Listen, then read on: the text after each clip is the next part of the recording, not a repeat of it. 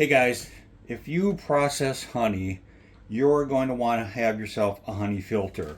It's basically this nice, dense mesh that filters out the excess beeswax and other particles, but it allows the small grains of pollen to get through your filter and flow along with your honey. So we have it on top of our honey bucket here, and you can see here's the filter material on top of it. Right now we've got a rubber band around the side of it so that it'll hold it on, so when we pour our warm honey it filters right through this. Now it's a little tough to see down there, but there you can see some of our honey that's captured in the filter, okay? And this prevents the bigger pieces of beeswax particles from falling into your honey, but it also allows the pollen to fall in, which is super important, that you get the pollen in along with your honey to give you the best nutrients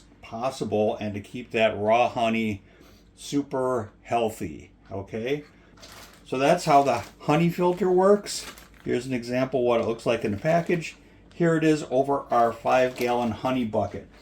So we use this when we pour the warm honey over from our stainless steel kettle in through this honey filter, and we take the filter material off, and if we can look inside, it's going to be a little tricky, but if you can look inside you can see here's all of our honey, and it's got a little bit of particles in it that allows the pollen to get into your honey, gives you the healthiest honey by giving you all those extra nutrients in there, okay?